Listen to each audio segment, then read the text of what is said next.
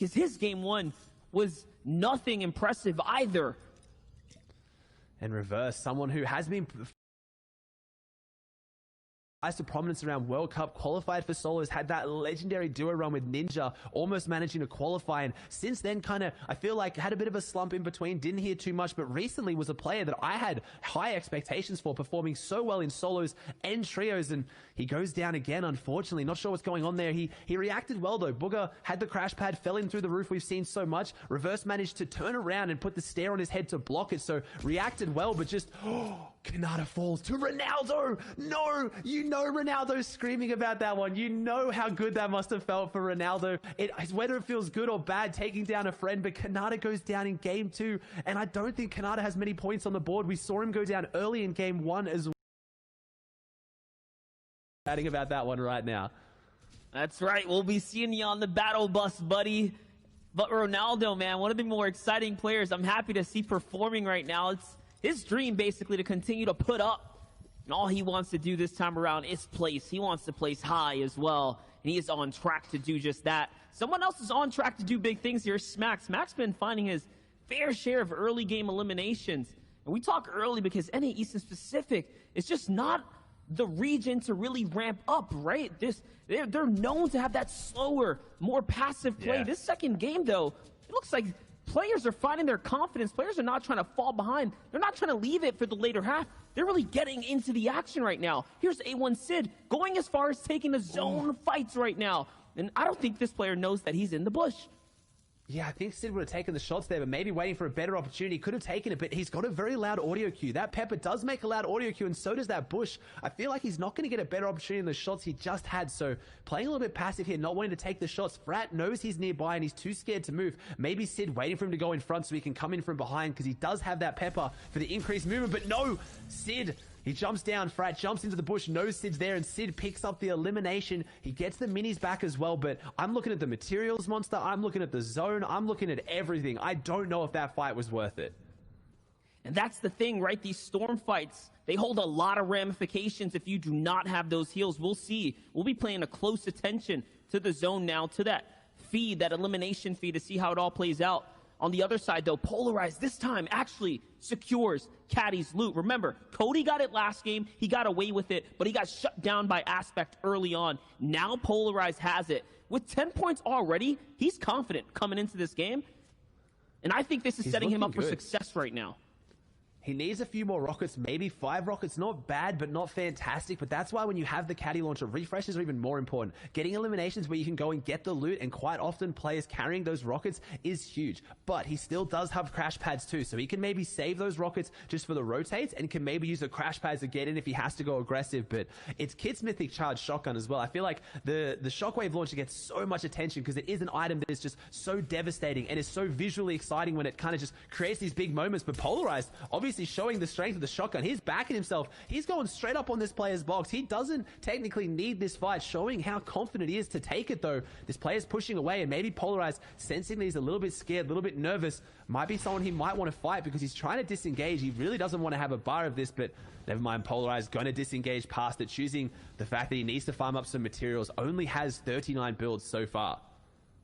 And this is what I was talking about. Game 1 had the fewest eliminations before the third zone this weekend. EU notably ramps up. They go crazy with it. But NA East has that history. They're always playing a lot slower. I think this game 2, though, might be looking to set up the stage a little differently. We're seeing a lot of action from players like Polarized with the confidence coming in hot with it. Here comes the classic crash pad. He goes on in. He follows up. He finds the big crack. It's onto Rocks. And they exchange back and forth. And no!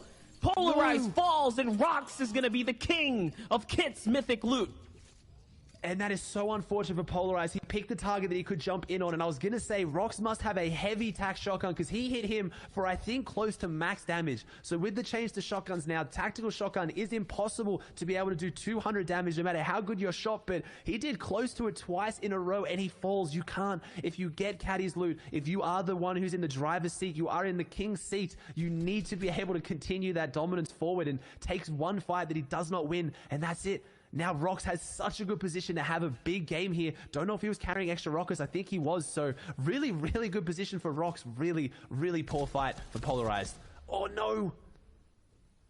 Things are going to catch up here, though. King looks like he found a big opportunity to slip in a couple shots here. And now he's going to be looking to engage onto this battle. It's Macwood, though. They're going to take this one into the storm. This is going to be an important one to commit to. You got to get it over with here and now. He's only got 2 chug splashes. Yes, he goes on in, and oh my gosh, Macwood nearly bails himself out of that sticky situation. The tactical shotgun versus the charge. It's so interesting to see them go down in the boxes because it's a matter of who catches the bigger opening shot. If you miss that charge, it's over. The tactical wins every single time. Every single time. And Sundown was talking about it in the pre-show. There's a lot of pressure on Macwood today. He said it out there. He stated he is going for the highest earnings in NA East in online tournaments with Zexro, one of the players he's trying to overtake, not being here in the finals. But Zexro, watching from home, I guarantee is going to be smiling at that one. They are teammates. They are friends, but still he put a little bit of beef on the line. And there it is. Vibifires takes down Binky, who we saw Vibe go down last game. And Clicks picks up an elimination in the feed as well. That's right. He took out COD Genesis there. And here's E11 Daxter sitting on the storm line right now, just hiding out, looking up, trying to make sure that everything's A-okay. He's got Starving Boxer right up above him, hanging, sitting low. On the other side,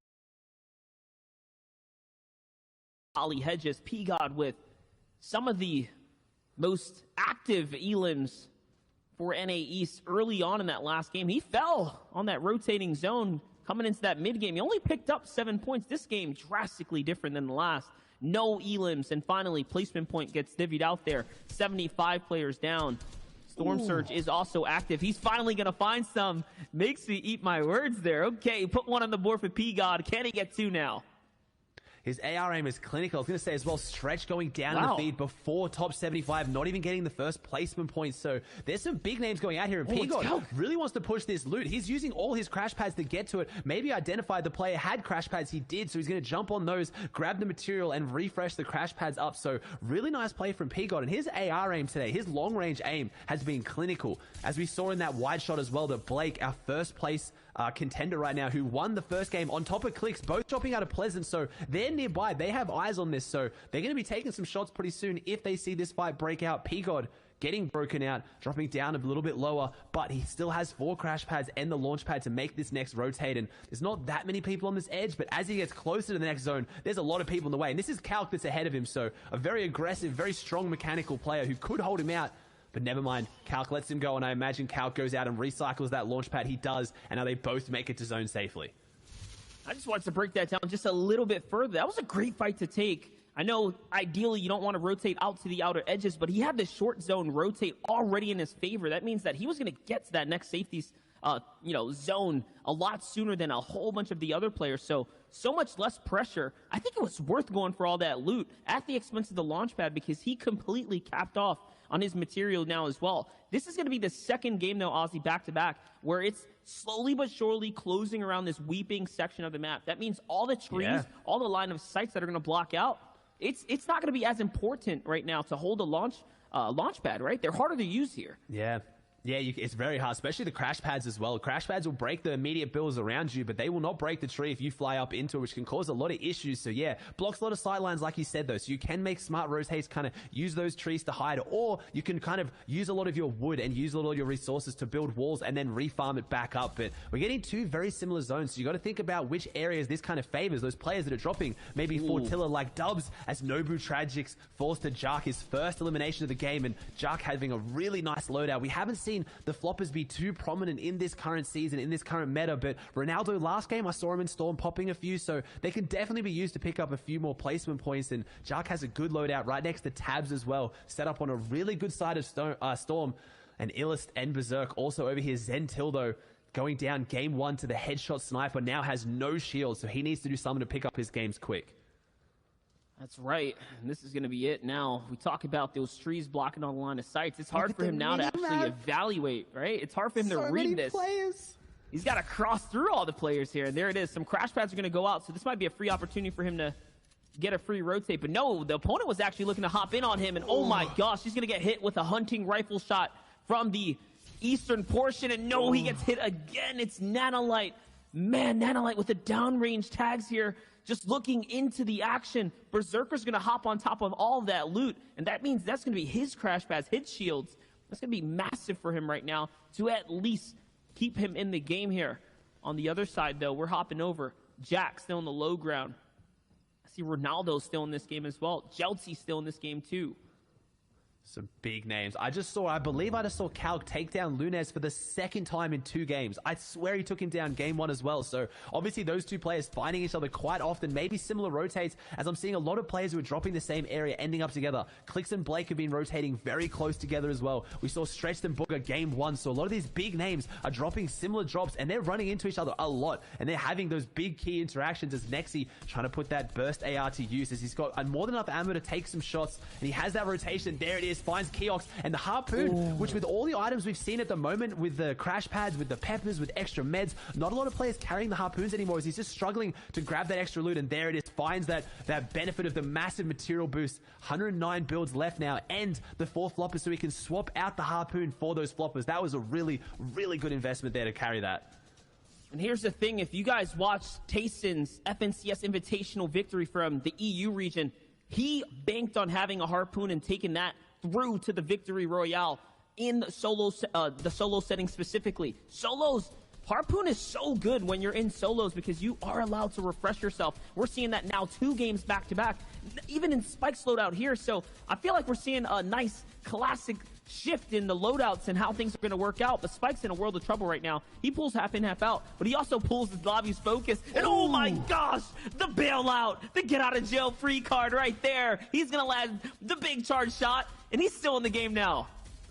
Still in the game. You see those Harpoons ringing out, so I think he lost a lot of the loot that he would have gained from that one, but he is still alive. He does still have those crowds. Now, on the complete other side of things, looks like a completely different game. We have Skittles just set up in a nice breezy area, pretty far to rotate. There's quite a few people in front of them and around them as Ronaldo and Rox also over here. And remember, Rox does have his hands on that Mythic Charge Shotgun and the Mythic Shockwave launch, so someone I'm expecting to shape up this lobby as Crip gets shaped out of the lobby and Skittles gets the elimination. Still 4 people to go down, Monster, until we even get our 2nd placement point. NA East is playing out so slow and so steady, just going for that consistency with the placement as Jark. I don't think he does. He spots the launch pad and he's going to go up and try and recycle it as everyone making their way to this half-half, which is already so congested. They're building a mini city here. Everyone trying to just find their spot, find their places. It is absolute pandemonium here, Monster. It's looking like we're going to be shaping out to create a new top 10 right now. One of the few players I saw up there, though, Ronaldo was still in this game. Keep an eye on players like Coop, who was 3rd on the leaderboard, on the standings when we came into this. Blake's still in this game as well. So our top 3 still holding strong, gathering points, accumulating points right now, trying to hold on to the lead. They're not making it easy for the new competitors trying to step up and take this away. But it's Sid, though, with 4 points right now, who's getting active in the mid-game. He needs it, too. 8 builds his name. That means 80 material, guys. He can't get too far with that, even with the crash pads to rotate across. Okay, he's looking to set it up, though. He's trying to find anything he can. There's a little edit there, though, so he knows there was a player nearby.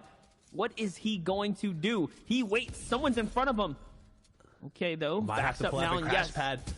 Oh, he hits it. He goes up into the sky, though. Unfortunately, the Harpoon, though, he goes to Harpoon the wall, and the player innocent. So he lands the Harpoon stow, opening up the wall at the absolute worst timing. Sid gets the Harpoon shot, and that's the mat refresh. That's what you have to watch for. Those players that have not much left, they need to have that aggressive play. Not much left. They need to have that big name still in this, but you talked about earlier, Monster, the trees, they're trying to land, but the trees are blocking them as Clicks is now making his way up onto high ground in a beautiful position. Ronaldo making his way through. P-God, Bucky, this is going to be our who's who endgame, and it's going to break down fast. And because of those trees, and now a vertical city has been created right beyond that landscape there. We'll see how that's going to handle this lobby here, how it's going to create the layer congestion.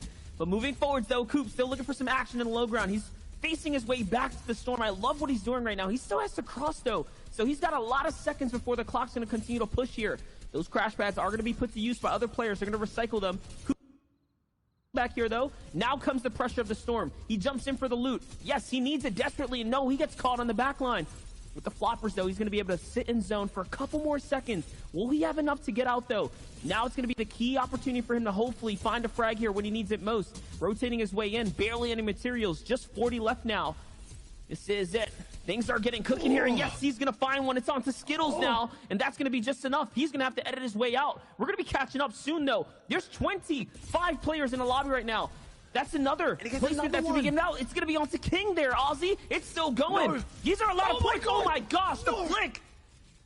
Coop fights his way back into it. I was going to say the Siphon came in a millisecond on time. He went down to 50 health in Storm, which means he just got the Siphon before the next tick went through. So Coop going down, but a phenomenal performance back against the wall to pick up, I think, 3 or 4 eliminations as D-Roller 3 on the board as well, pushing forward. He's got the cabbages, got 11 builds, so a bit more than we saw what he does. He jumps down, finds the elimination, and then we see Aegis take down Booger as well. D-Roller just making his way through this one, trying to roll through the lobby like Monster alluded to earlier as Dubs goes down. So I've seen a lot of players go down who are in this top 10 scenario. D-Roller just set up in his box. He's got the cabbages. He has 2 crash pads. I don't know if he's going to go for Hype Monster or if he's going to go into a box.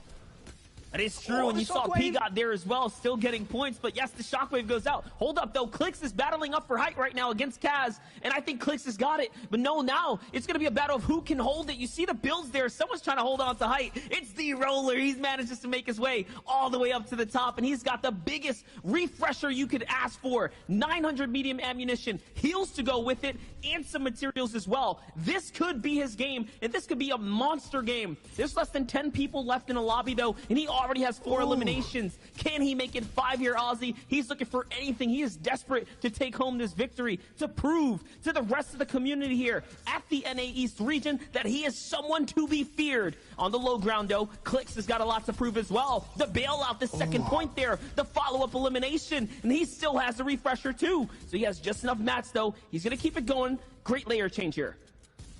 Farms down the tree to get those extra builds, and D-Roller has to make something here. If you have this loadout, if you have high ground, you've been given everything. You need to prove that you are here for a reason, that you can close out games like this as there's 3 players alive. Clix falls to class. D-Roller making his way down. 5 builds left. The 1v1. Nobu Divine. We've seen it so many times before. D-Roller jumping his way down. We get the wide to see what we missed as Class takes down Clix, and there it is. D-Roller taking down Nobu Divine. He falls there. The Shockwave launcher does come out on top. We're going to have the analyst to break down what we missed just there, because that was a ridiculous endgame. That's right. He did it well. He did it textbook. He held that high ground and walked it through to the end of the game. Although he didn't catch a lot of eliminations, he still did a fair job finding some of the points that he needed there. We're going to be shooting it on over to the boys at the desk to break down the action. So do me the favor, Zeke, take it away. Hey, thanks, Monster, for that. Game number 2 here in NA East. A little bit different, a little bit picking up the pace. We're slowly getting there. We're warming up. You know, it's all good, all good. They're waiting. They're like, hey, Zeke, just hold on. This isn't it yet. Just be patient, buddy. I'm like, all right, I got you. Don't worry. Great game there, though, coming out of D-Roller, finding himself that victory royale. Now, the question is, what do these standings look like? Coming out of this last game, we do know that Blake did get the victory out last game. The question of the day is, does he hold on, though? Let's take a look together. Sundown, break this down for us. So I think the biggest thing to note here is, what does the pace look like? Right now, with 2 games played, first place is averaging 13 points, and that's because Blake, falling at 46 there, is going to really limit his potential to push up. He was only able to secure himself 3 points coming through. Now, the thing to note is who is able, because of that performance. D-Roller, obviously, with that victory royale going through, but also Kaz and Jelty pushing themselves up into 5th and 6th and taking advantage of the fact that Blake went down so early. Some other familiar names on there. Illis, who did really well during the qualifiers, except who had a strong heat performance yesterday. And then the veterans, FaZe Dubs and Class, rounding it out in 9th and 10th, and doing it on the back of a placement style, with both only holding 2 eliminations. The other thing I want to point out on the top of this page right here is Coop in 2nd place. You saw how he clutched up in that game. You saw how he had pretty much no chance of staying alive, and he still did it and got 1 more elim before he went down to push himself even further out. That will matter as time goes on. There in 12th place is Divine, the 2nd place performer in that game, and he got 5 elims in that one too, tied with what D-Roller did. But I wanted to note in that game how many people got eliminations. It was pretty much the entire lobby taking each other out, elimination after elimination, not giving the chance at the top to really take advantage of that opportunity that you mentioned, Sundown.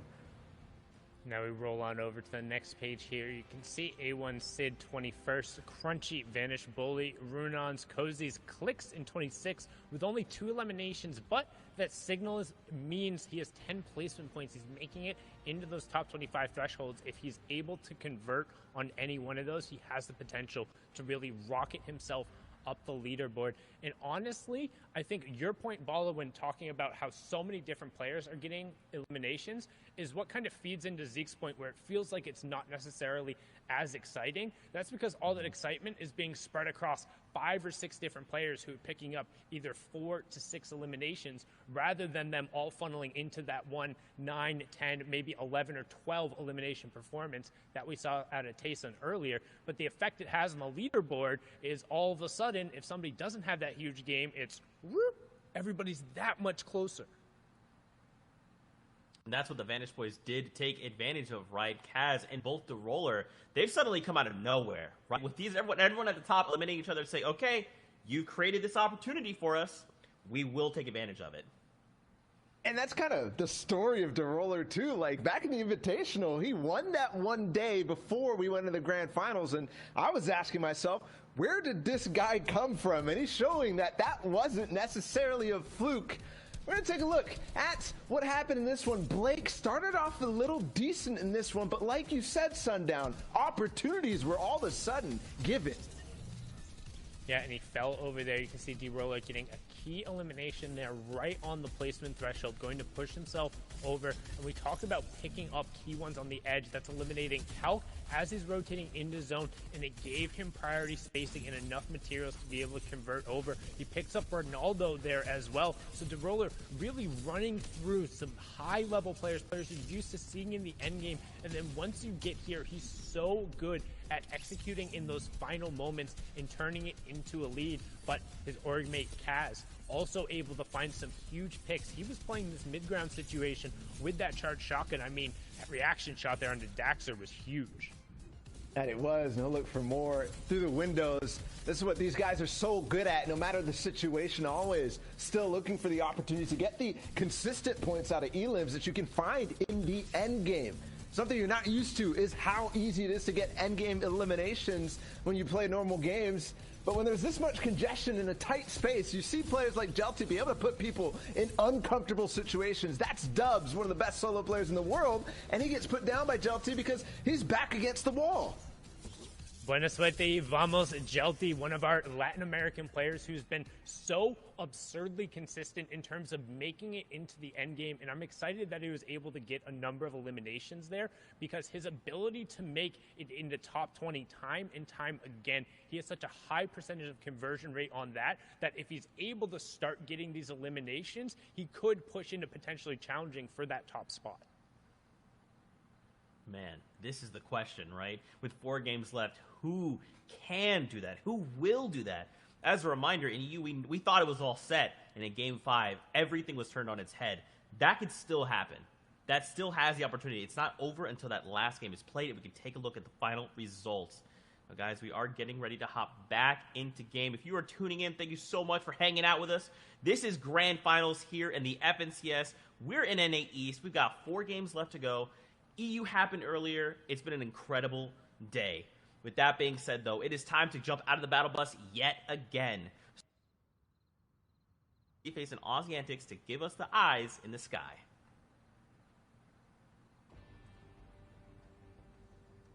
There you guys have it. You heard it from the best of the best. We're hopping back in to the FNCS Grand Finals NA East game number 3. It's Monster D-Face Aussie Antics here on the horn to deliver the action. And the question here, Aussie, is can D-Roller, who's had a taste of success, that first place, hold it through? Because the last time he was in a Grand Finals setting, he fell short, coming 44th place during the FNCS Invitationals. But this time, he's in first place after 2 games. I don't know.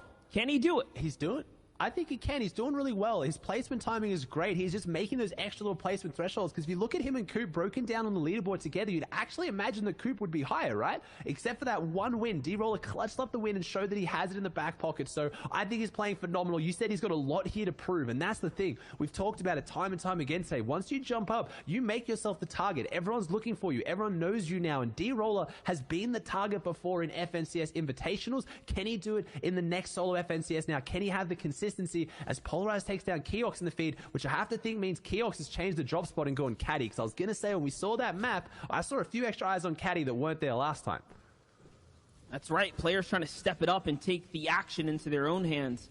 Here's the thing, though. I want to set the stage up. Players that I'm looking out for that are scary, consistent, and they're doing it today already. It's players like Dubs, who already pulled a top 5 and a near top 10. Players like Jelty, who are doing the same as well, just shy top 10 2 games in a row. And players like Azers, that consistency. We know that over the marathon, that is the 6 games, that mental fortitude, having great games, even if they're not wins or big pop-offs, just making endgame and knowing your formula works is going to be able to give you the confidence to surge you through after the 6. So keep an eye out on those guys, because they have been the most consistent and the least volatile so far.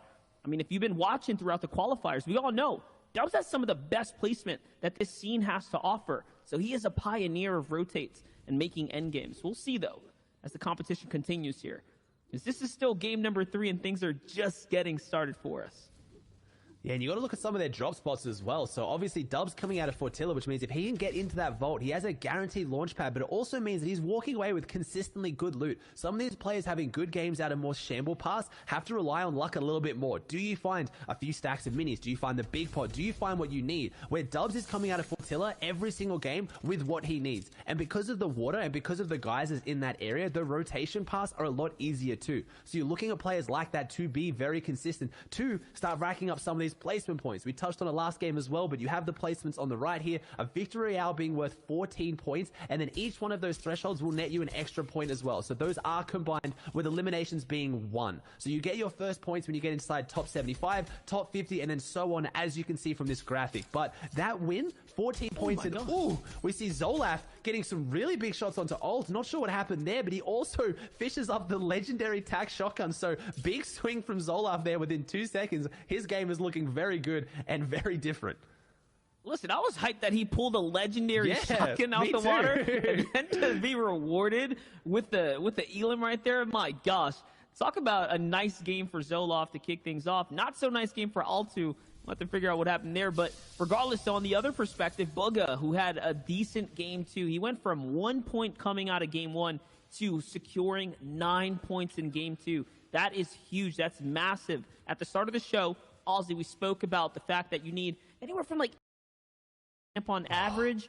Bugha's closing that gap now, right? If he can have a good game 3, that's setting himself up for the great halfway mark. I still can't believe how ridiculous that is. When we talk about a win being worth 14 points, and you have to average around 10 just to win an FNCS in one of these regions, and you're doing it against the best of the best, it is incredible, and Bugha has shown that he can do it. Obviously, your solo World Cup winner, still holding on to that mantle, still holding on to his skill, and showing that he is one of the best solo players here. He almost won one of the qualifying weeks, showing that he can still do it and perform on the day. The zone so far, he did that out of a different drop, though. He did that out of Rickety Rig, and now he's switched it up to Misty, but still, Misty being a very strong drop. So far, him and Stretch having each side of Misty and being relatively safe. I've seen them taking a few tags, but they're not launching full-on assaults, and they're both playing well. As Blake, another person who has another scary name with him at his drop, clicks over here, who I believe is the one who's probably taking shots onto him, and he's only got 3 minis and a whole spot free. So these are the kind of players I'm talking about who are going those more shamble loot paths. I know Pleasant Park might not sound shambles, but when you've got another person there and you've got another people getting all the loot before you rotate, he's walking out with not that much. Yeah, more importantly, if he gets jammed up on any of these rotates and gets tagged like this, that's where you start to fall behind quickly, because look, he's already down another mini now being tagged from an AR from that distance. And just like that, you suddenly and slowly fall behind. You lose that early game lead that you were starting to build up. Blake, he kind of fizzled out that last game. He put 21 minutes into the second game to only secure about 3 points. He fell at 46 points, or 46th place with only 1 elimination. And that's after coming after the Victory Royale with 6 elims. So he's a bit volatile right now, that halfway mark, and oh my gosh, as I speak about volatility, he falls to a headshot snipe from Stowe here. Massive. Yeah.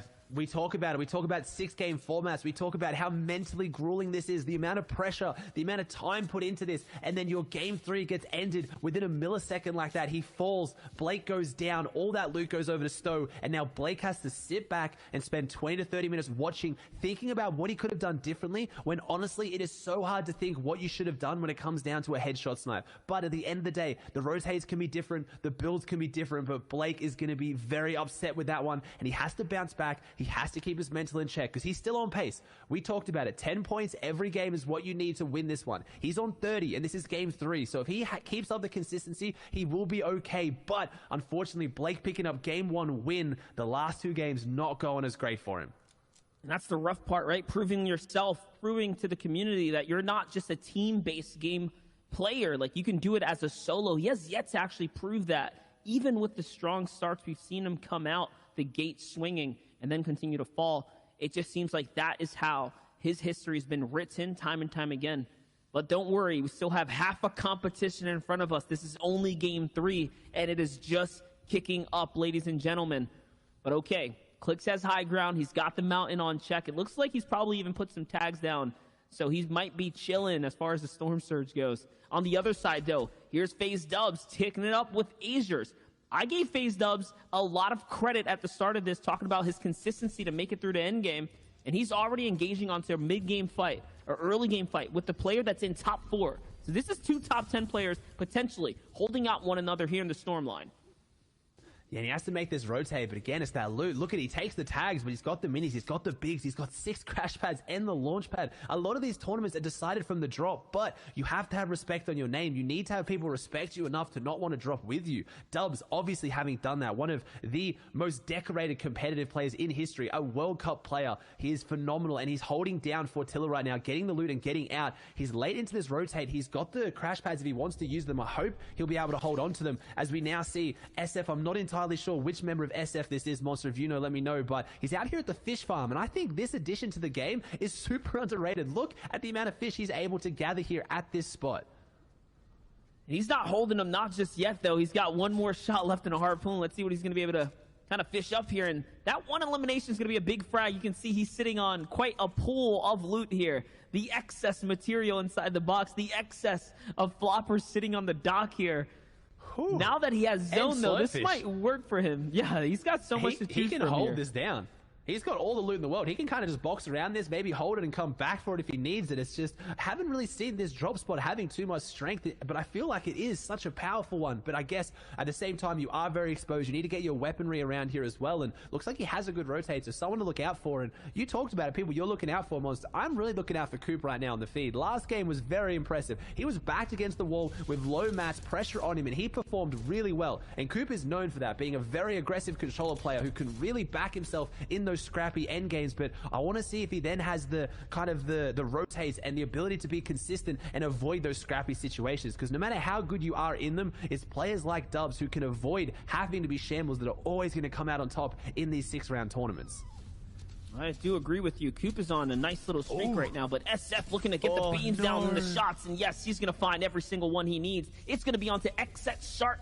And I do want to give a shout out to Shark as well, someone who only played one of the qualifiers and pulled himself into the grand finals. So although he didn't put as much effort possibly as these other players, he still stepped up to the plate when it matters most and brought himself to the table this far. Who knows though, maybe that lack of preparation, that lack of seriousness is one of the reasons he isn't finding success today, but he's still such an exciting player to look out for. On the other side, another exciting player is Tabs. He's fighting another Titan here. I believe it's Avery on the other side of the wall. Yeah, this is going to be a big engagement. As Tabs goes out, he tries to use that stair to kind of crash pad up towards height, but unfortunately messes it up, kind of just pushes him back into his box as Tabs has to rethink how he's going to play this, because he needs this elimination. He has no shield. If this turns into a long drawn-out fight, if Avery gets a few tags on him to open this one up, it's only going to go worse and worse for Tabs. We've seen Colazo, his duo mate, doing quite well here today after game 2 was up there. I think had a good game 1, shaky game 2, but Tabs trying to make something of this one. He's kind of revealed his play, though. He messed up that crash pad, and now Avery knows he's probably going for it. And the issue with those crash pads, as good as they are, if you go for high ground and you have predictable movement and your opponent has a good shotgun, they can really line up a nice shot on you as Tabs, deciding this is a fight that he doesn't want to take. But I don't think his opponent is doing the same thought process. He wants this one as well. He knows the Tabs is desperate. He can sense it.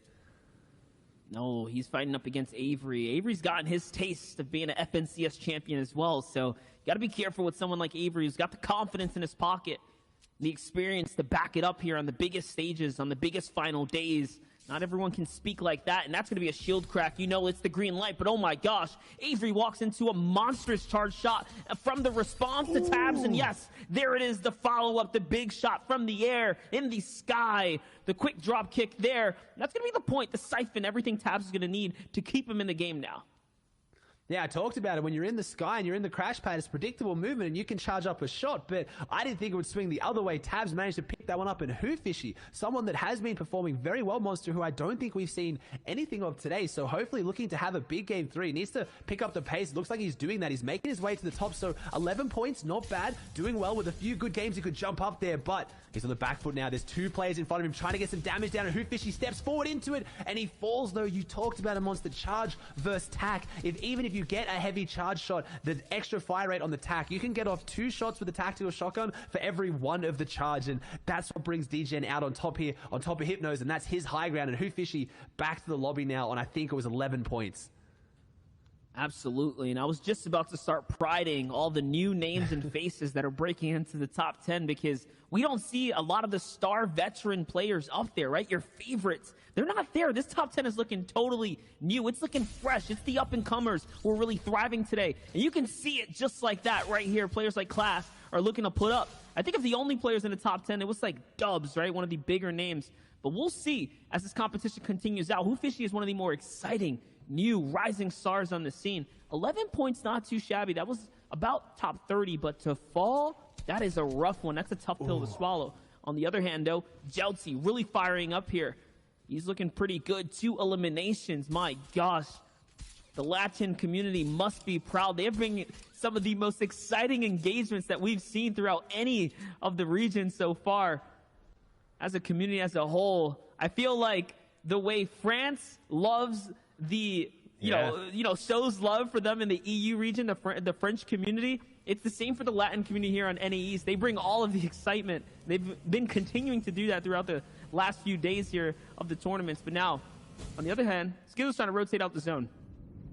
He's trying to hit the rotate in the boat, and he's got some speed, but he is far from Storm. I don't know what fight this was. Skittles been playing really consistently in the qualifiers. He was performing insanely well, and not sure what kind of led him to this point here, where he needs to kind of use the boat for the rotate, trying to get some mats as well. And he is far from Storm with no white med, so he needs to be careful. That uses the launch pad. So that campfire, I think he wanted to go for the campfire there, but unfortunately it had already gone out. So he was going to have to invest 300 wood to restart that campfire, and I just don't think it was worth it. So Skittles making this rotate, but if he gets focused at all, this is going to be a very, very rough time for him as he's kind of pushing his way forward. He has 6 crash pads, so he might even look to go a little bit aggressive, but no, finds this elimination, but no, he doesn't. The other player gets eliminated from someone else. I believe Binky just took down exactly, but Skittles was there, and Skittles pushing forward, and just like that, he's back in the game. He only gets 1 elimination, but he gets 2 players worth of loot, and I take it back. Skittles knew exactly what was going on, apparently. He had this one down. That's right, and there you have it. New names putting it up.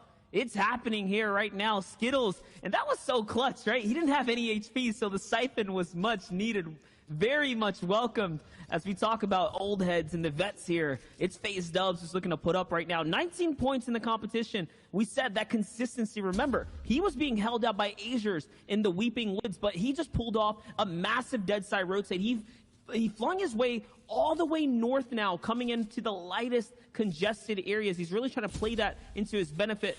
And now having to crash that in, oh my gosh, it's going to hurt him a lot. And yes, here comes the lobby focus. It doesn't matter. He's too late to the zone, and because of that, exactly, he gets focused out. Unfortunate there. He didn't have a lot left in his name. He must have used a lot of the shield to try and get to that point. He only had bandages left for Med, so Dub's out of this one. Honestly, I have my eyes on Kaz. So we've been talking about new names, talking about old veterans, but there's those players in between, monsters. Those players that have just, they've always been around the edge. Kaz, no one would consider him not a top tier player, but he's never had that big game performance like Stretch has, right? Like winning one of those majors. So I'm really looking at players like Coop, like Kaz, who people know about, but don't have that full respect of just how good they are. And Coop putting up another elimination on the board, trying to push ahead of D-Roller, who I believe has already gone down this game. So first place in the taking for Coop here. And that was big. He takes out Liquid Stretch right there on the rotate. D-Roller's still here. Never mind. Yes, D-Roller is there. He's right on the storm line. So D-Roller can still continue to put up points. You're looking at the neck and neck, the first and second place at the current standings right now here in Game 3 as we're coming into Game 3. Not only hovering behind one another, but literally closing the distance, closing the gap by finding Elim. So the action's on the feed, and you know they see it. So the red flag is up. The awareness is there. On the other side, though, Mikey looking to gather information here, peeking out of the top of his cone right now to quite literally gather as much info as possible on the lobby. What's he going to find out here? He's going to find out that Crims is nearby. Booga's up top. Kaz is right there. We're just giving him praise. Right now, he's in the middle of zone 4, so the likelihood of pulling the next zone is very, very high. And this zone is going to be like an interesting one. It hasn't got too much to it, though. It doesn't really have, it has a little bit of a river as we see Nexy fall to Mikey. We don't have any big mountains. It's not going to go back through Steamy, I don't think. So this zone is going to be a bit more of a safe one, but at the same time, if you mess up your rotate, if it goes the wrong way and you get focused like Dubs did, there's not a lot of cover. Monster touched on it last game. We've seen 2 weeping zones with the trees, which gave a lot of cover from the sightlines. This game, that is not there. There is not a lot of cover. You can see how open this is. And right now, we see a player, D-Roller, who is in first place, 40 below Storm Surge, with 3 players needing to go down in 20 seconds. So with how slow NA East has been playing out, with how methodical these rotates have been, D-Roller has to be very careful. Risk having to heal out Storm Surge, which we've seen that go poorly quite a number of times here in the qualifiers and heats. And you forgot to mention he didn't have any heals, so that's off the table. Yeah. He's got no other option other than to fight. And someone who's seeing the fight break out, it's Skittles. He's looking right down into the kind of the area where we just saw D-Roller moving through. So he's trying to see what he can find. The rockets are flying in as well, so that's the grief from the rest of the lobby, trying to get a piece of the action. I can only assume that D-Roller's down there trying to make something big happen. That could be him. No. Yes, it is him. He was on the run. He was trying to find anything to keep him alive, Ozzy. He's out.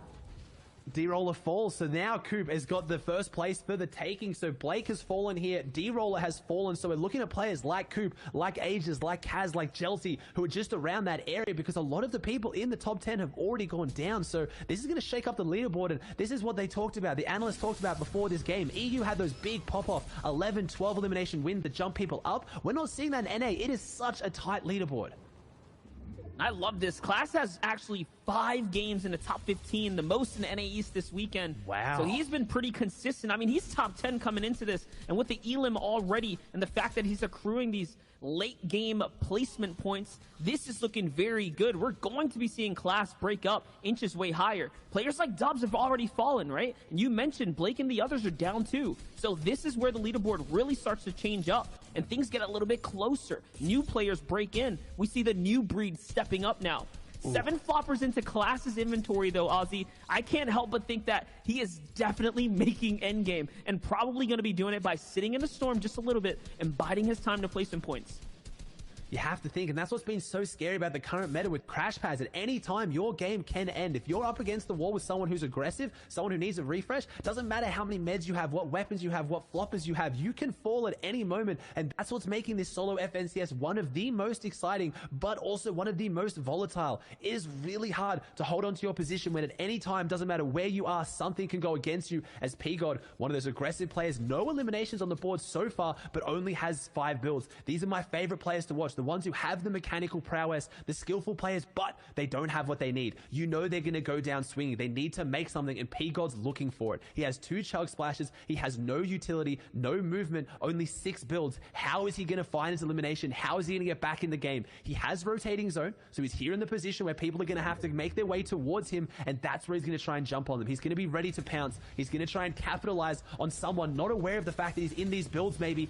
He's trying to lean on the AR. He has that sniper as well, but late game, it loses a lot of its effectiveness when things are moving so fast. But if anyone can land the shot, it's probably going to be P-God. He's down to no builds now. Does not have a single build to his name. On the high ground, and there it is. He finds elimination. Not on anyone, but on Kanata. And Kanata normally going into these end games very stacked. So I believe P-God will be able to fish up that loot. He'll be able to grab maybe those minis and extra material. And that's just it. It's why we love watching these players when they're on the back foot. What can they do to claw their way back in the game, Monster?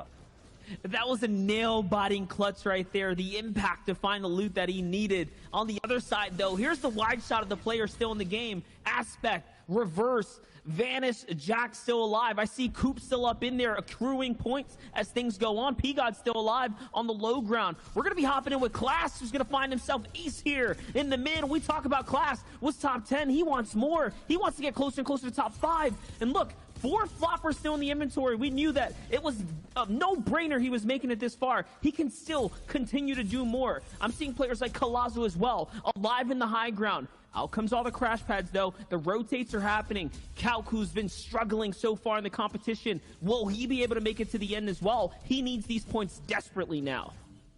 And we haven't, the mythic items we haven't seen at all today, except holding on to that mythic Chug Jug and that mythic burst AR. Does so much damage. The Chug Jug so hard to get off at this point, but except looking to make something of this, has 1 crash pad left, not using it here for the rotation, maybe saving it for an impact, but 33 builds. He's managed his inventory well. He's gone to endgame. He's still got the minis. He still has the mats. These are those players who aren't in a position like P-God. They're not looking for desperate eliminations. They're trying to control sidelines like this and keep themselves a little bit safer on front sides. He has the edit, a 27 white tag. He might get that elimination to Storm. No, the player comes back right. It was Ronaldo. Ronaldo goes down just inside top 30 as Colazo picks up an elimination. This leaderboard is going to be so tight at the top, Monster.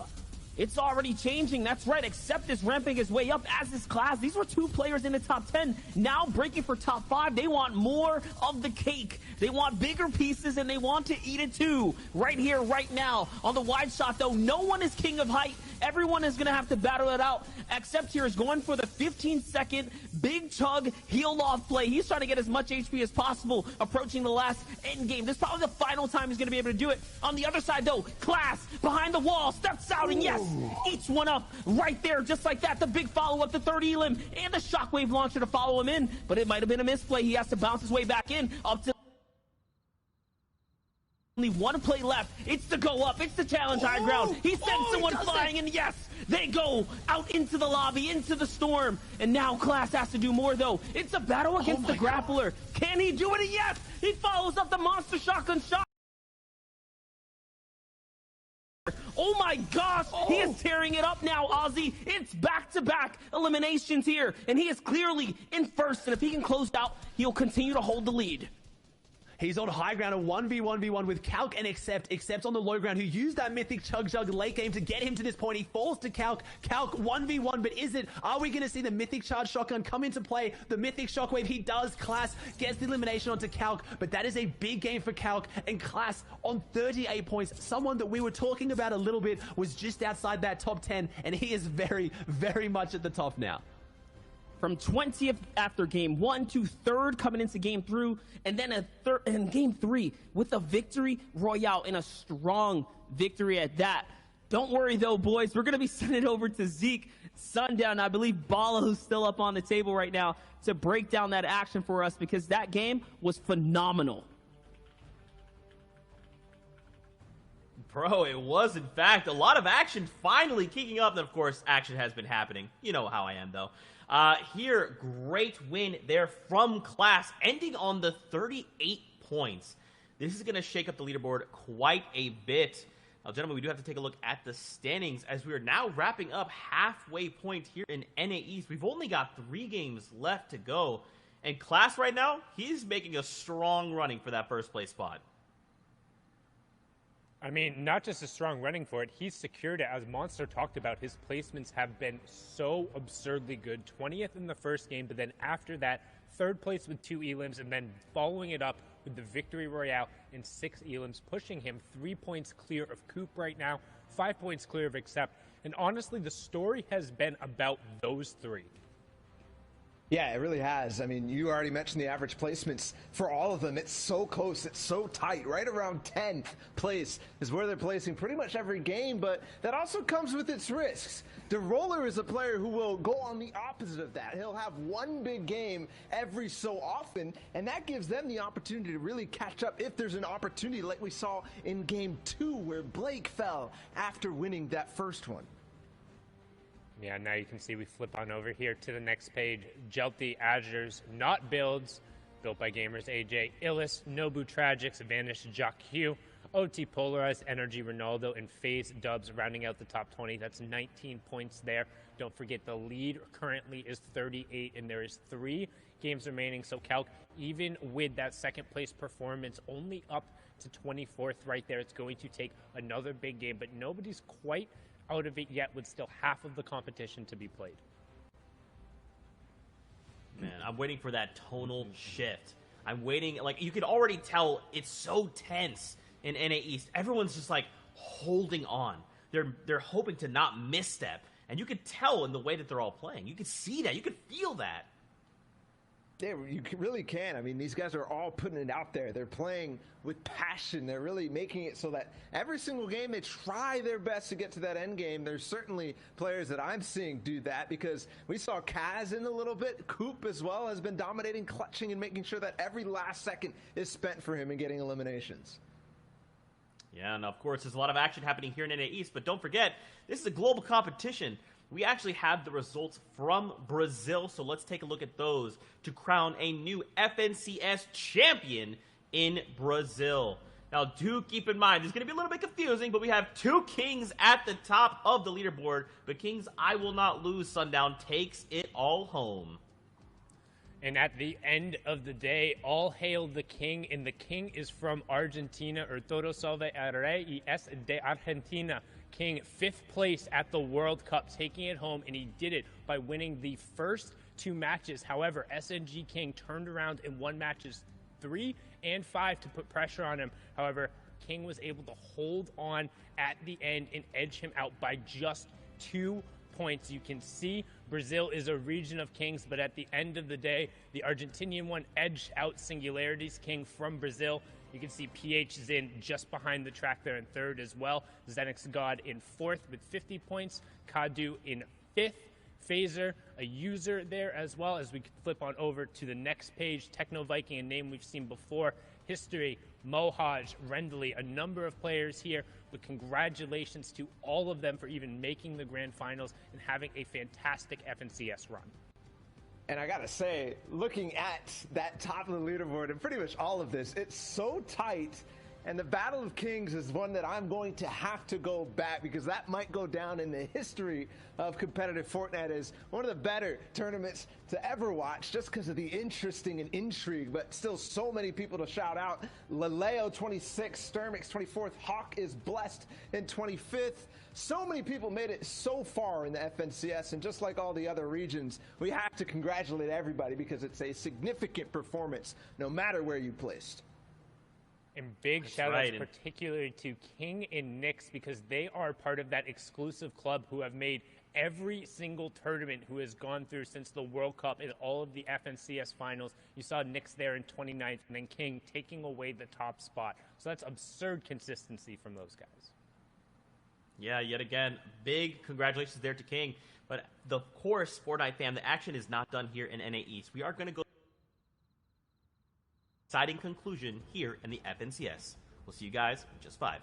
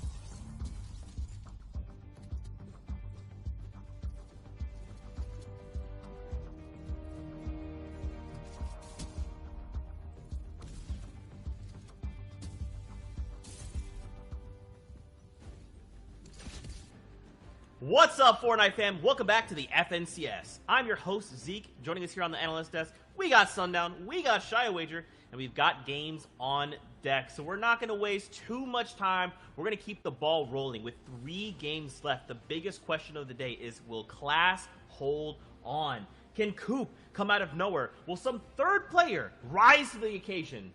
We'll find out as we enter this next game. Aussie Antics, Monster D-Face, take it away, gentlemen.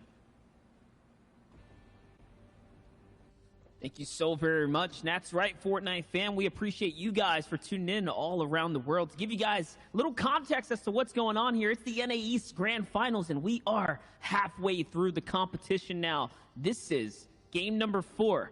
Aussie, what's going on?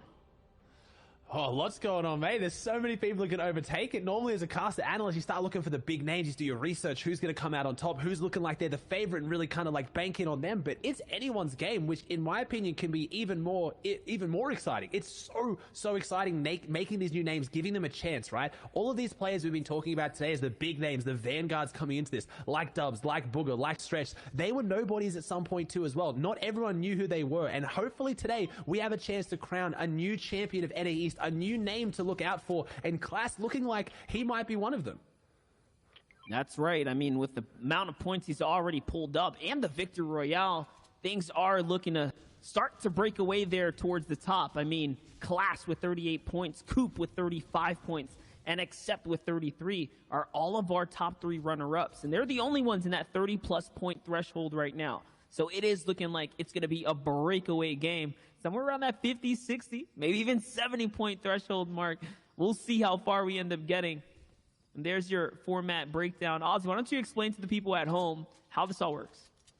Yeah, so obviously you got Victory Royale is worth 14 points. That's if you win the game. You're going to walk away with 14 points. You see the different thresholds beneath that. So second place is still 11 as well. The first set of placement points is top 75. So if you out-survive 25% of the lobby, you're going to pick up 1 point, and then top 50, and then it progressively gets faster. So as you can see, these thresholds a little bit wider. So the early game, you have to survive for quite a while to start to get any points on the board, really. But if you get right to that top 10, top 20 area, they start ramping up fast. And that's exactly what Class has done today. The reason why I have a lot of confidence for Class going forward is he has an average placing of 8 in 3 games. That is huge. He only has an average elims of 2.67, but we've seen that placement comes out on top in this format and in these grand final days, and dropping Shark somewhere far away, who so far looks like he's uncontested. If he can keep that up, if he can keep getting those placements, it's going to be huge. That is right, and don't worry, guys. We have all the action ready to be covered here today. It is unfolding all across the Fortnite world map. Here's a little highlight from earlier. Coop's nice little sniper shot right there from that steamy stacks. And this is how he ended up getting that first elimination that pushed him into the weeping out of his rotate on out. Now he's in the safe zone, off to a very good start. That's 1 step closer to catching up to Class, who's only, or at that point, was only 2 points ahead of him.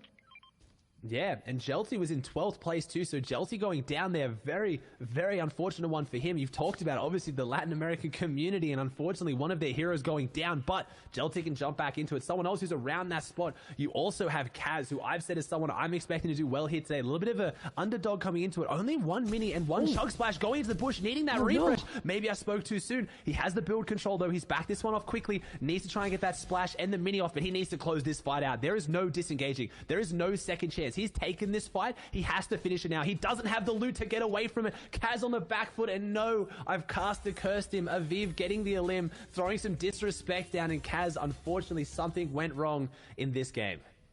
And Kaz was tied for 4th place. Huge for him and his standings and how he's going to be able to shape himself out in the rest of this competition. And he fell to someone who's on their way up. Like, Aviv is doing pretty good right now, 18 points. So that's that. Here's Illisto, on the other hand, a more relevant fight right now as he's on the hunt here. The crash pad on in, the shield crack, and that's going to be the green light to step on in. Look at the swiftness of the edits here. He's not playing around, and no hesitation even trying to crash pad on in now. And this is looking closer and closer. That additional pressure from the outside is probably going to be the only reason that Alts is going to stay alive right now. Yeah, and I don't think Illis is going to leave that going for long. I think one of these players is going to fall here. Illis doesn't need this fight. He still has some meds, but he wants to mind. L2 using that defensive advantage to get the eliminate. Now he's crash padding in. Illis crash pads out. Something we haven't seen too much. He predicted the crash pad in. Instead of trying to hold the angle, knowing he had the health disadvantage, he used one of his own crash pads to break out and get away from that. But I see a third player coming into this one. No, never mind. It's still the same two. The henchmen are looking on though, but Illis trying to close this one out. Will he come out on top? He's up against the wall. The player edits, and a very risky edit right in Illis' face. And if he wasn't reloading, L2 would have been put in the back pocket there, but now he falls 84th, and Illis gets his first elimination of the game and a good refresh. If you look at what he just gained off that player, luckily L2 was pretty stacked as well. So Illis gets his shield back, gets a lot of the crash pads back, and he's looking pretty good for what was a pretty dicey fight, Monster. More importantly, he gained the point off of that because he needs it now. That's going to put him one step closer to top 10 there, which right now, the cutoff line for top 10 is 23 points. So 21 now for Illis is pretty massive here, considering we're getting closer and closer to more placement and that mid game right now. Remember, we did jump in with just a few minutes already into the action, so it's a little bit of a deeper setting here now that we're kind of hopping on into. On the other perspective, though, just think about his loadout now. It's all coming together here. He's got shields for days. He's got rotates to play off of. All he needs now is to continue to max out this material and make his way to safety here. But it's not looking too good. He's got a lot of pressure and focus coming in from different players. Yeah, he's got one player behind him and a lot of players in front. So if he takes this fight here, they've got to close it out quickly and not bring too many eyes on them, because now they're making a lot of noise. And those players that are just inside Salty Springs will have eyes out here now, knowing the players coming in. But Illist is really playing aggressive here again. He's pushing off just a couple of AR tags, but luckily for him, the third party that almost eliminated him before actually helps him this time around. And Crip going down. Illist, 2 eliminations on the board and an even better loadout now, picking up the one thing he didn't have, which was a launch pad. So Illist's aggression paying off in spades here now. 2 on the board and a lot of extra loot to show for it. Not only that, he has a few options as well for heals to pick from. Floppers and Chug Splashes both. Azers, on the other hand, though, playing this cone right now. 24 points here. He was just on that brink of breaking out. He's in top 10 now, if you think about it, because of the fact that we did have someone get taken out there as well just at the start. This was Skittles. But you got to think about it. The zone's closing in now, and there's a bunch of players behind them. This fight here, oh my gosh, the cone's going to play off. It's Rox who walks right into what is basically an ambush from Azers. He gets rewarded with all the loot as well. Gets all the loot dropped down onto this ultimate low ground layer, so he's dropping back down into these old builds. So he's going to try and hopefully expand out here, because Fatch coming in to try and take some of this, and also this player seeing that he's maybe a little bit weak, or assumes that he's a little bit weak, trying to take some shots in from the side, and yeah, just a big ambush there. And that's what you see. Do you have the confidence? He could have stayed in that cone, player had no idea he was there, would have held on to the placements, but having the confidence to be like, no, I've got the advantage, I've got the drop, and going for those fights, and that's what you want to see. Today's the day of day. It's the grand finals, and you need to be able to back yourself, as you see Haji put back against the wall. Someone I said to look out for, who actually won one of the games in the heats to qualify here on 20 points. So not a bad performance by any means. And he was caught off guard there and just relied on pure reaction time and aim. Massive eliminations worth 2 points because the 75th placement threshold was broken as he converted. So just like that, wow. 18 to 20 points now in the game here. This is grand finals day. This is the halfway mark of the competition. Game number 4, ladies and gentlemen. So after this, that's it. They only have 2 more opportunities. You do not want to get sent back to the lobby like Sid here, who was doing so well up until now. But there it is. He met the red light. He's got to park his car here till later. He's going to have to try and come back into the next one, hopefully hit the green light and push forward. Might have to hit the gas as well. He's doing well, but he's not too far up on the leaderboard. And there is big prize money today. We haven't talked about it too much, Monster. $50,000 US for first place. That is how much the players got for qualifying for World Cup. So this is big. These are the big stage set here. And these players really are going to have their broke down the prize pool before the show with the analysts, and it does start to get real heavy around that kind of top 5, but there is big money to go out today. 1 point, 2 point can be the difference between a few thousand, or even we saw in Europe, sometimes one elimination. You were talking about a Monster with me in the pre-show. Some players going down in their last game, they were like $20,000 and $30,000 swings in a single fight. Yes, that's right. This is life-changing prizing on the line here. And that's not it. It's the glory as well. It's to prove to the community, to your peers and friends, that you are one of the best. And all that practice you've been putting in is going to be well worth it here. This is a big rotate for Accepta, who's in top 10, who's now getting pressured in by Booga. We saw he didn't have any shields with the upgraded AR now, if he finds a shot here from this epic AR, it's going to hurt. It's going to do a lot of body damage. There it is. It's 35. He's closing up. It only takes 2 body shots to finish him off because of the additional pressure from the rest of the lobby. And now Booga is keying his way towards the loot, but there's someone else on the other side of the wall. It's not going to be for free here. He's going to have to fight for it. And yes, he is now in a weird situation now, sitting on top of a bunch of enemies, but it's okay because he is safe for now. No more heals left in Booga's inventory. How is he going to bounce back in the competition is the big question now. I'm looking at that hunting rifle. I mean, Booga, we used to see him in the driver's seat as well. The weeks we've seen him do so well, he starts off strong and he finishes strong as well. So Booga having a bit of a shaky start, needs to claw his way back into it. He's not performing poorly, but needs to pick it up a little bit. As we see here, 4 of the top 5 players have placed top 25 in all 3 games, showing how consistent it is at the top. And Age is picking up Thatch, getting a big refresh. So like we said, Monster, this isn't like EU where we see someone getting a big win and running away with it. Everyone's trading up, everyone's playing consistently, and it's going to 100% come down to the wire. So far, none of these players have shown they can jump that 10-11 elimination win. As we jump onto a replay with Skittles, who's on only 46 health, who needs to make something happen. Crash Pad's in the back pocket, trying to push back forward, trying to hold off a third party and a player aggressing from behind. And it's just the lobby focus. Doxy Fishy picking up the limb. And Skittles, someone who's been doing very well here today, going into this game on 6th place, falls just like that. I love how we gave props to players finishing in top 25, and just like that, 5th and 6th place, very far from it, but it is okay. The competition is still raging on, and there are still more opportunities up ahead. It's a matter of who can bounce back and really pull it all together. This is a very crucial zone to make a proper rotate out of. Someone like Booga is going to need an impact soon. He's going to find one through the floor there just in time as the build is freshly coming in, and he's going to be sitting inside some enemy kind of builds now. He's trying to see if there's some free loot down there. He's probably going to want to take advantage of this.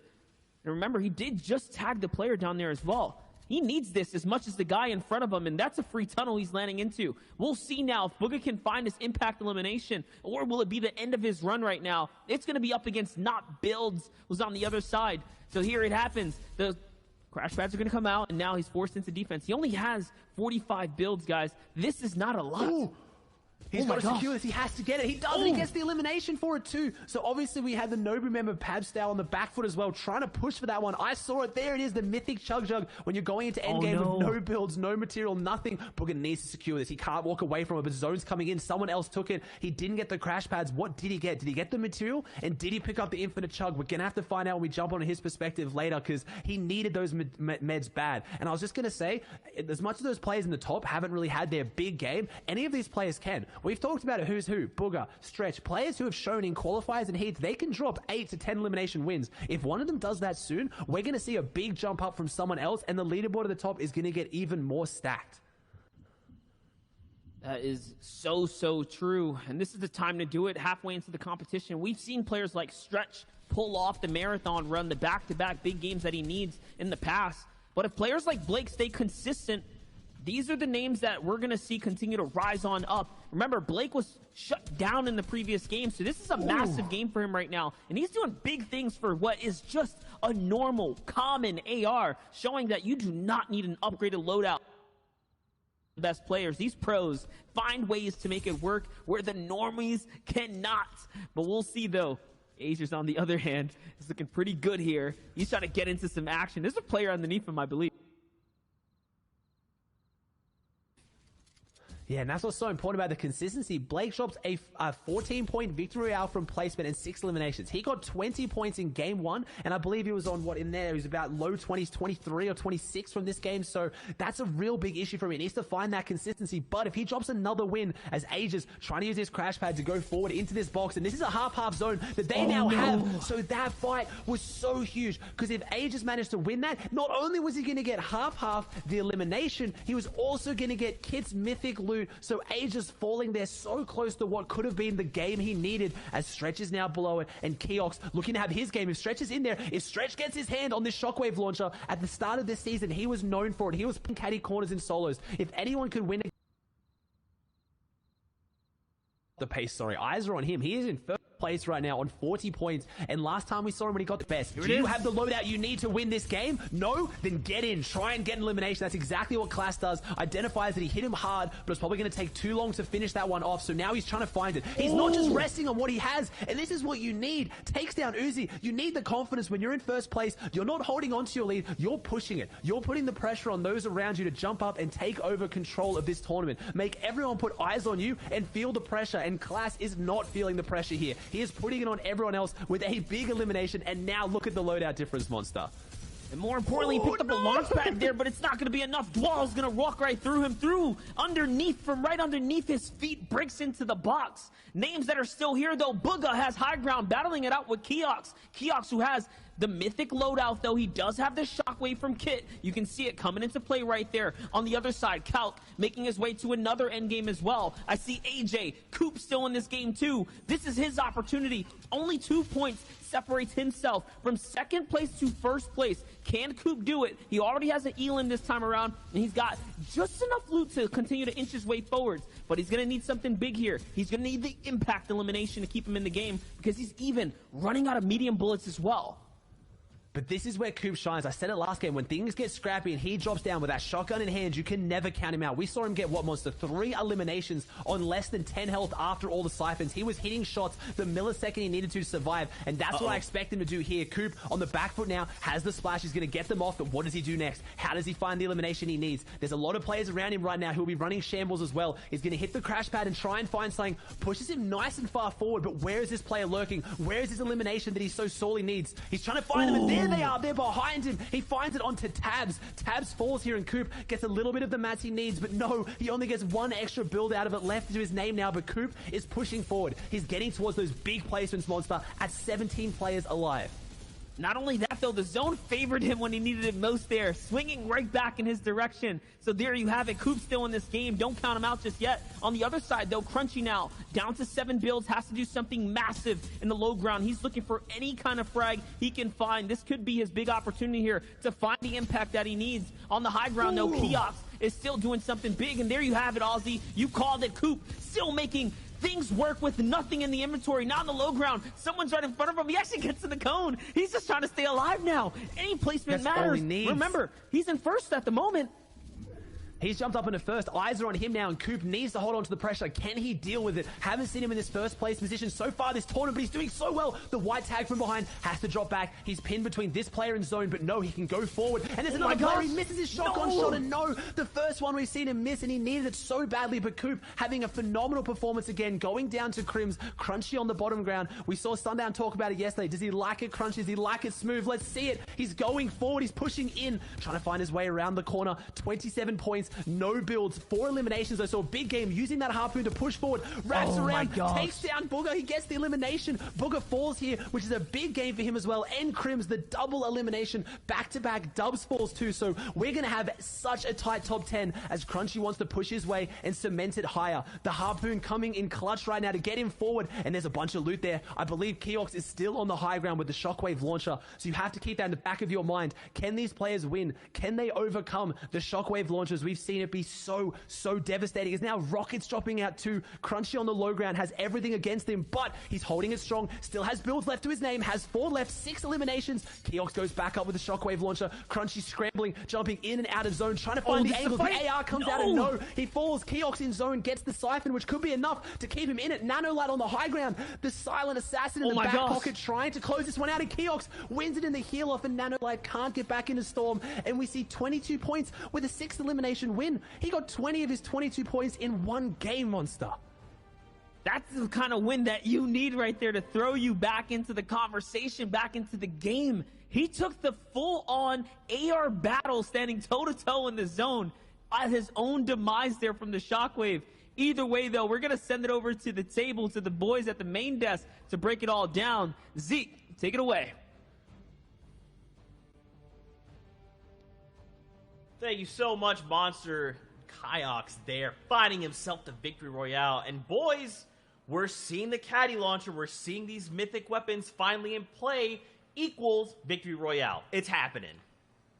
A story as old of time. I mean, we've seen it pretty much every single time throughout the heats and until now. It doesn't matter whether it's the person who started with the caddy launcher, with Kit's shockwave launcher, or not. If you pick it up, you have a big advantage going into that final 1v1. Absolutely. The question is, for the people who didn't have it, how does the overall standings look now? It is Coop all the way at the top spot, in first after that dominant survival at the low ground. No wins, but look at those eliminations resulting in 45 points. And the thing I want to note about Coop at the top is he stays holding on to that 10 average placement that Sundown in the previous standings said that he needed to maintain. There is a big, scary moment for him, though. If he falls in any of these, that is the opportunity for someone to rise up. And Blake did just that in the last game, getting right back up into fighting chances. And this is what happened before. I think in almost every competition Coop has been in, he's had a top spot, third or first, but then faltered and tripped. So he has to break the pattern, break the curse, hold first, and then win out for the whole day. And where will any of these other guys end up falling? On the second page, there's still some big sleepers. Kaz, who's been playing very well, has fallen all the way to 11th. Dubs as well, starting to rise up. Same with P-God, who has had 9 eliminations in these games, so definitely feeling the magic that he's used to, but there is a big impact of these guys who potentially could rise hugely in the standings, like we just saw from Keox. That is a rise in thousands of dollars potentially if you end within that top 5. And that's what we saw in EU, right? Like, we knew Tayson was going to walk away with a victory, but when you're looking at that big breakdown in placement, the prize money that you could walk away with, you're trying to hit those top spots, right? Like, that's what these guys have to do. They have to come out swinging. They have 2 games left. They need to make the performances that will literally shape history and make it their own, because right now, it's make or break time. Yeah, a lot of people have made their performance stand out now in game number 4. We saw Crims take out the first place slot Coop in that last game near low ground. Now he's sitting in the top 30. Very similar for a lot of players. They have their pedestal now to boost off of and then shoot for the top 10, shoot for number 1. It is still anyone's game. And that was actually the second game in a row that Crims has played very well in towards these end games. There is some serious moves being made by other players that we might not have necessarily seen. We saw him definitely in both of the last end games. We'll have to see if he can continue it. That's right. I mean, as we kind of break some of this down, we've got 2 games left. There's a lot of these power shifts happening, a lot of players making moves, others falling. I mean, again, as people are eliminated, that's it, right? They have to wait to the next round to earn more points while others are allowed to kind of step forward. But Keox, I mean, he made this game his own.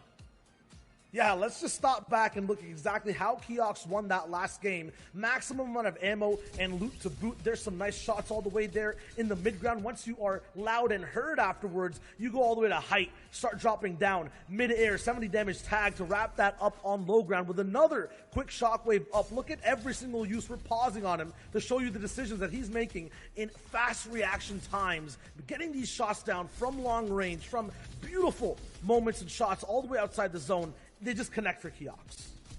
In the final moments, too, the confidence to go for those AR shots at long range, to take out Crunchy and then Nanolite in the final seconds. That was brilliant from Keox, and he makes it work. Again, this opportunity that we keep harping on Zeke, its potential for thousands of dollars if he can make it work one more time. Yeah, man, we've only got 2 games left. We can't stress this enough. For you guys watching at home, every time these players interact, it is going to dictate whether they are moving up or down the leaderboard, right?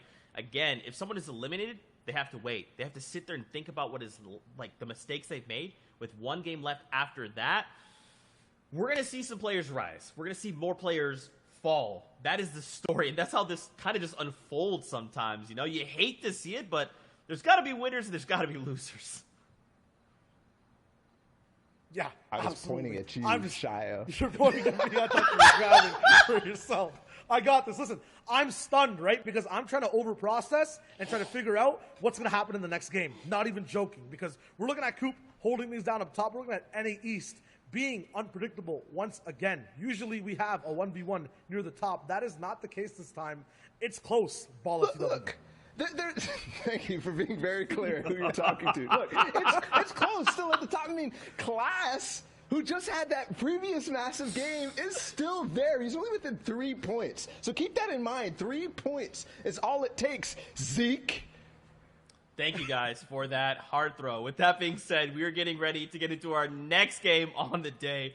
So let's send it over to Monster D-Face and Aussie Antics to take us in. We appreciate you so much, Zekamus Prime there, Balla CW, and of course Shayo Wager for the expertise and breakdown of where we stand right now, right here in the competition. But like you guys mentioned, the rising and falling, that's like the tide. It's like clockwork. These are things that are going to happen. And if this is a high tide for Coop or Class, they're going to run away with the competition here.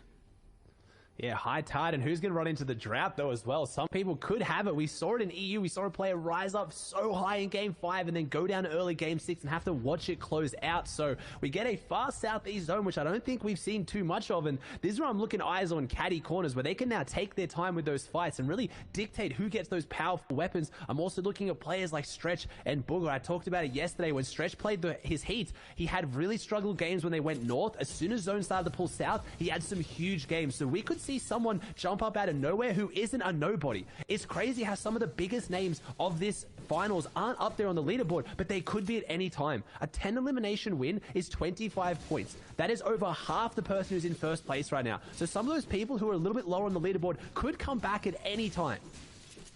That's right. They can break their way into top 10 like you saw in the previous game. How it just happened like that. A 20-point swing is available to any one of our competitors, especially the veterans that have done it before on the biggest stages. And that's what leads us to the question, what is going to be shaping up right now? How is this going to all play out? Will Coop in Class and the others at the top, like except Blake, Crunchy, DeRoller, be able to hold their leads? If they do, that's it. That's going to be the run. If they cannot, all of a sudden we are going to have a very interesting last and final game.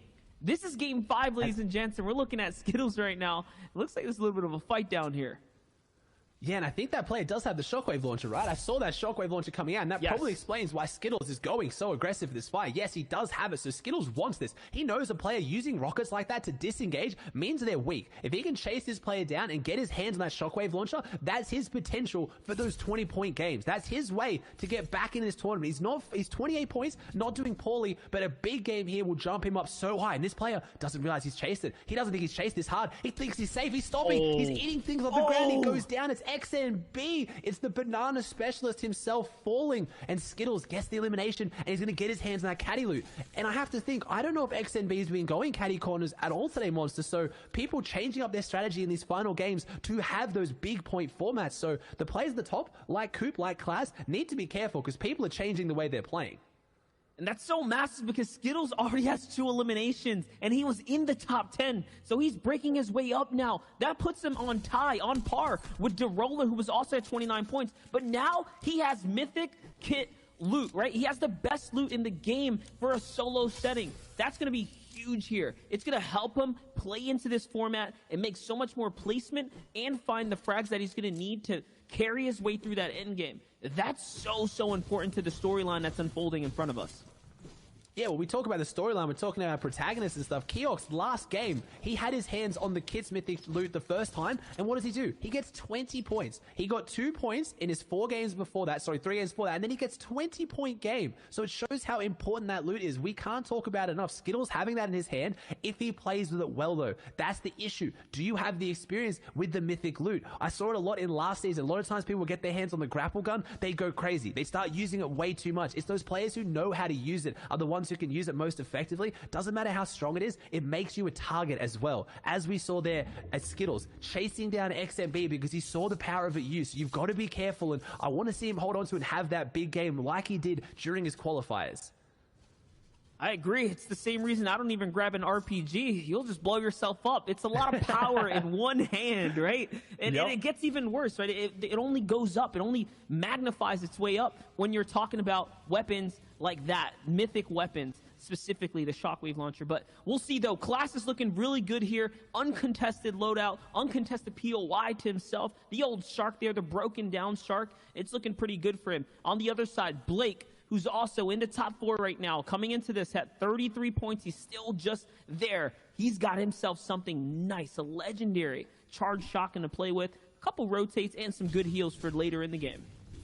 Yeah, and a pretty decent zone for him. I want to touch on Class's zone as well. That's what I'm talking about. These southern zones could cause issues for some of those players at the top. Class dropping at the Shark, the far northwest part of the map, now has to go southeast. Let's see, does he have it in the game plan? Does he know this drop well enough? And can he now make the rotates? He's uncontested, so he wasn't slowed down, which gives me hope that with the practice he's put in coming into grand finals, he knows when he has to leave early. As we see Colazo sneaking up here on Kanata, maybe trying to use all the sound these Marauders make to kind of sneak his way in, gets the crash pads. Is Colazo going to go in? He's going to take the sneak shot on Kanata. Kanata will not be happy if he goes down like this. Colazo finding his way in, gets the cone, but Kanata goes out the top. Colazo and Kanata, two of the biggest names in NA East. Colazo, a controller player, but known for being more careful, being slower, more methodical, not as aggressive as someone like Kanata. Probably going to disengage here. Yes, Colazo took the chance. He lost his element of surprise, and maybe now he's just going to throw this shot. He's going to throw the crash pad down to give himself that mobility, but he might need it now. Kanata's not happy about this. That was his Marauder loot. He worked hard for it. He wants it back, and Kanata's pushing forward on Colazo, gets him in the cone.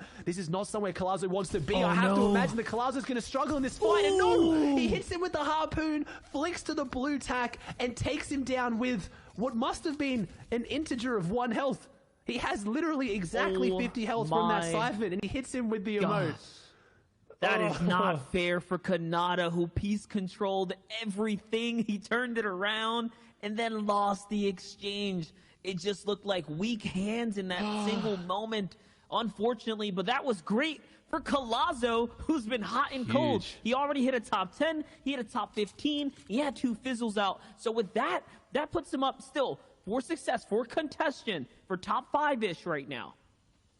Yeah, he can jump back up there. And like I said, Colazo is known for being a very, very smart player. In trios, he's one of few controller players who leads his trio. He does the tunneling, he does the building, he makes the decisions, showing how insane his game sense is. And let's see if that can show up today now. He's got the loot, he's had his mid-game aggressive fight, which is not normally his style. And now that extra loot might boost him into the end game where he does play so well. And Colazo been struggling a little bit in the heats and qualifiers, didn't have any incredibly massive performances, but I really hope he has it here today. A player that I've been following for a long time as a really good staple pillar in the competitive community. Is Crunchy doing well to try and make a name for himself here today as well. I feel like he impressed massively in his heats, and see if he can keep doing it today, Monster. That's right. He's up there. He's in the top 5 right now. He's got 8 floppers too. We'll be keeping a close eye on him. On the other side, though, it's Accept, who's also looking pretty good loadout-wise, but the medium bullets a bit low. He's in a dangerous situation now to take any kind of fights if he cannot convert on them, because he'll find himself with nothing to take it into the late game. Berserker in the feed, though, is going to light up Bucky, and Bucky's going to fall, not finding his footing out of the Frenzy Farms. It seems like the hot and cold landing spots for him are not doing too hot. Yeah, and Accept had the mythic loot last game out of Fortilla, so I have to think he didn't get control of Ocean, which means it could be in the hands of Dubs, which could be a massive swing for the tournament as one of those players who can be so consistent in placements. But we've talked about it. Dubs has been getting those consistent placements, but now that's not going to be enough. If he's settling for maybe, you know, top 20, top 10 possibly, but if he wants to push himself up there, he's going to have to pick up some eliminations, because he's falling a bit off the pace. And someone who can pick up those eliminations, who we haven't seen much of today, Clicks, a player who can drop big games if he gets the opportunity. Going to hold this angle with the sniper rifles. He knows the player's there. He's trying to secure this chest. I don't know if he wants to take the fight. It's a scary situation for this opposing enemy, because Clicks, if he gets inside this one, turns this into a bit of a box fight, we know how strong he can be. But there's a couple of eyes on them, and they are on edge storm. So Clicks choosing to be smart about this and rotate away, and no! Flicks it back. He baits him with the rotate and flicks it back with the clean quickscope onto Sid. Clicks showing that he's still got it very much on 15 points, but one of those players to look out for to drop a big game, 5 or 6, when there's nothing left on the line. I expect Clicks to go ham, and it's going to pay off in a big way, or he'll drop down even further. If there's any time to do it, it's now in game number 5. And Sid was in 15th place coming into this competition, coming into this game here. So that's a big drop-off for him. We're going to see him fall in the standings now that he can't accrue any more points. But players like Clicks, though, if he turns online now, there still is an opportunity, still is a chance to fight for the big prizing that's on the line here. Time to rotate now, though. This is going to be a far south zone pool. Remember, we had the first 2 games favored downwards towards Weeping. This time around looks like it's going more towards the mountainous side, more towards Caddy's Corner, somewhere down there. And that's going to be some new terrain for these players to play into.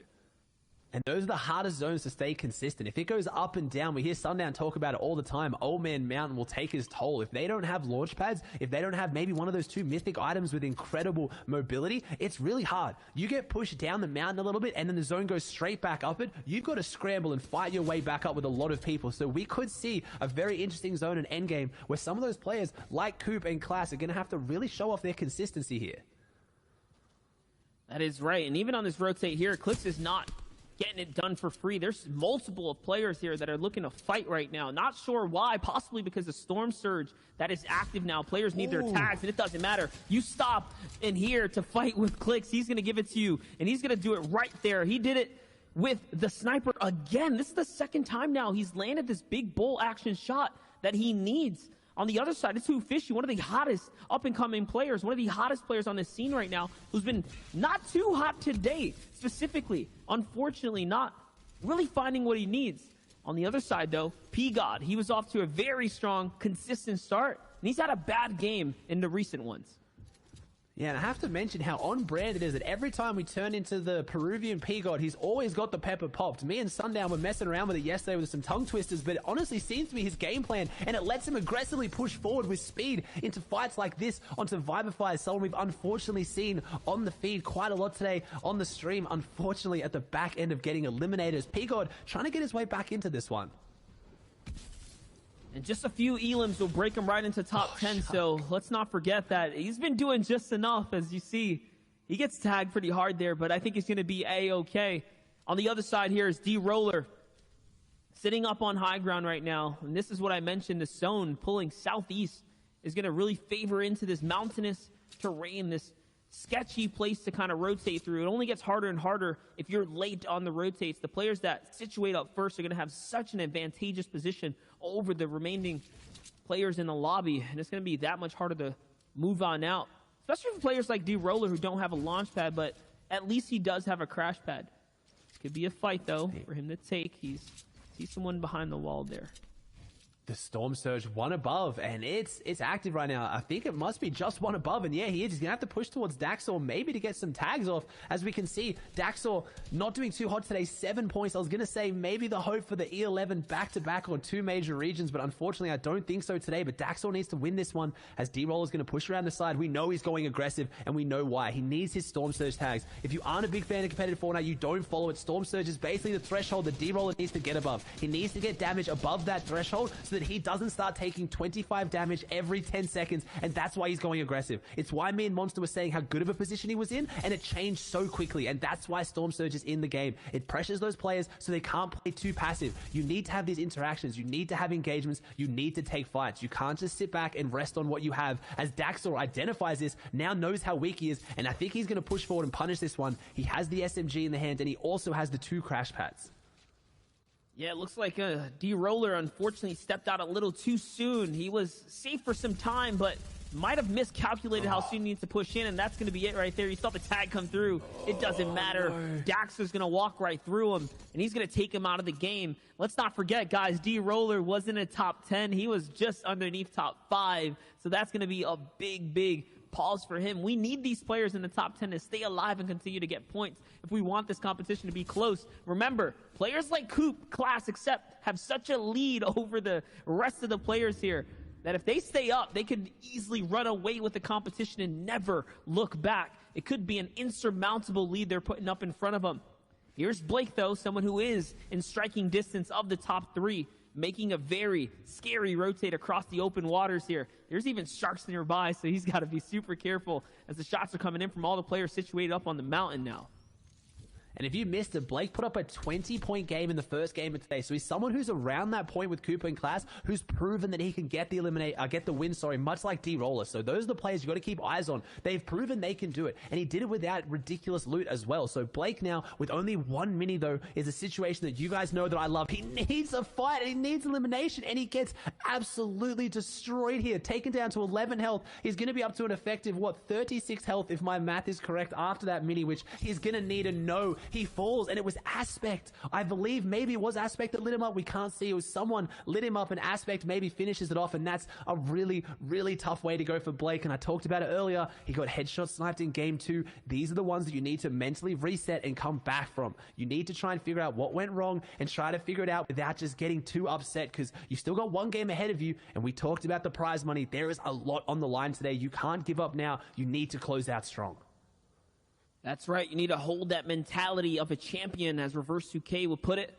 Even if you fall, you can still turn around and take a victory in your final game to really bump yourself up to either qualifying, but this time it's for the money, it's for the prizing, it's for the prestigious placement that'll stay etched in your competitive history for a lifetime.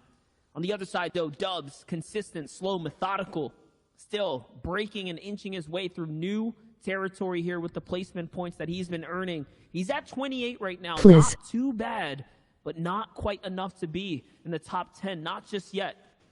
P-God's going to find clicks in the feed there. That's massive for P-God. Always turn it online in these mid-games. Not afraid to take a fight. Doesn't matter who you are. Dubs, I though. like the choice here of Dubs with the peppers. Like, it's a good position to be in. We've talked about the mountains around this area. It's going a little bit more towards Misty, so not too much verticality, but the peppers are really good for making your way up those hills rather than the crash pads where quite often you get stuck under all the builds above you.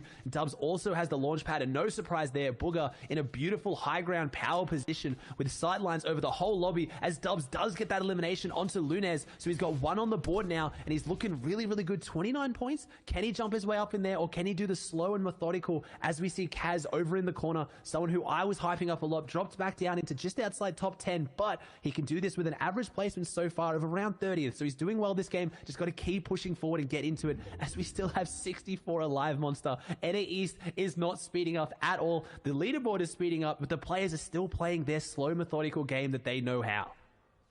And you can't blame him. Players like Coop who just want to wait for opportunity to land on him. And yes, he is going to find one. Jelty off in the distance there is going to be the player he knocks out of the competition now, sending him back to the lobby, only to queue up for their final game coming up. This is game number 5, ladies and gentlemen, the NA East Grand Finals of the FNCS Solos Division. There's $500,000 on the line. So you can imagine the pressure is at an all-time high, even for players like Booga, who have taken the first place on the biggest stages across the world. And during this FNCS, Booga has averaged more than 7 points per game in his final 3 games. So he is looking to swing his way up. He is looking to stay in the competition and show that he can place another high-placing spot in a solos comp. Yeah, showing he does. He has that mental fortitude. Obviously, Booger proven he's a champion on the day of days, won the Solo World Cup, but it was a different story. He jumped out with that massive lead and just had to hold on to it. Did not lose his first place since first game, but showing here as a competitive player, he has progressed even more to be able to close out those tournaments that don't start so strong, and looking to do so here. Drops down with the green tack, and he does. He takes down Cody. A big elimination there. Booger and Cody also actually used to be teammates too, so maybe a bit of love lost there between Cody and Booger as he gets that big elimination. And he's back up to 75 builds now, 6 crash pads and the launch pad. And that's one extra player that's now taken out of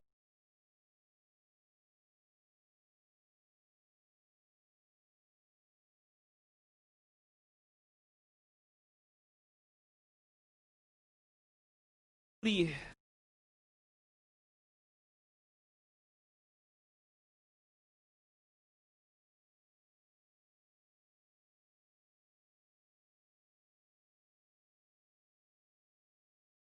He's not slowing. Position himself up on a nice, great layer here. Booga, one of the few people that actually look out before they crash pad. He treats it almost like a launch pad if you ever do any reviews. And this is going to be such a big elim for him. It's going to be off the rocks. Oh my gosh. The impact frag that he needs. He can actually gather up all of the loot here as well. And now, maxed out because of the pickup there. This is looking like it could be Booga's game easily now. It easily could be, and we just talked about that graphics showing up. We crunched the numbers, and Booger is good in these tail half of the tournament. So if anyone's going to handle the pressure and show up big here in Game 5, it's going to be him, and that's what you're watching if you just tuned in. Game 5 of the NA East FNCS Grand Final. Monsters laid on the line. $500,000 is going to be given out in the next 2 games, and a few players need to jump up there right now. You're looking for Coop, you're looking for Class. They've got a decent lead on the rest of the tournament, but we've seen big point swings in the past. Someone can jump up and take their position and get into that top 2. and that's what you want. One is going to be a nail biter, except we saw him have a great game last game, but that was with mythic loot in hand. He walked away with Fortilla with Ocean's loot. Can he do it now with 3 crash pads, 3 minis, and 2 green weaponry with just under 50 bills? It's not a bad loadout, but he's going to have to use it very wisely as we see a nice water zone here. It's not deep water like you were used to last season, so these players can still build, they can still block all the shots, but it's very open sight lines. If Accept has to push across here, or those players have to push into him, there's no cover. They have to use their mats. There's no hills, no trees, no houses. It's just you and the opponent in front of you.